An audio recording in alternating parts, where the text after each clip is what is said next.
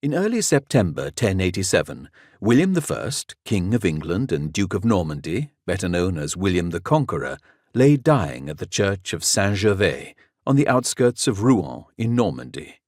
Gathered about his deathbed were his youngest sons, William Rufus and Henry, his physicians, and members of the church and nobility.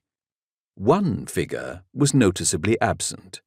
Robert Curthose, William's eldest son and heir, was in exile at the court of the hated King Philip I of France.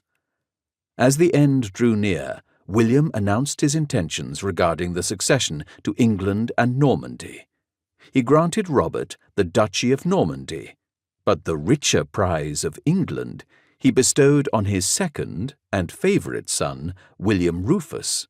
Rufus immediately took leave of his father and hurried to gain possession of the kingdom. Shortly after, the great conqueror died. When Robert heard of his father's death, he peacefully took charge of Normandy, but his thoughts soon turned to the glittering kingdom across the Channel. Birth and early life.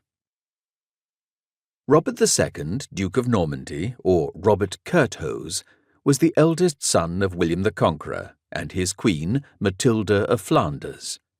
He was likely born at Rouen, the capital of Normandy, sometime between 1050 and 1053. As with most medieval figures, few details survive of Robert's childhood. He would have spent his early years in a nursery, possibly in his mother's household. At the age of 6 or 7, he would have left the care of women and began his formal education, being placed in the charge of a tutor whose role it was to protect and teach him. Robert is recorded as having a tutor, a knight named Hilge, in a charter from 1066. As with all noble children, Robert would have learned how to behave in polite society, to speak, to read and write, to sing and dance, to play an instrument, to hunt, to ride a horse, to joust, and, most importantly for a medieval statesman, to fight.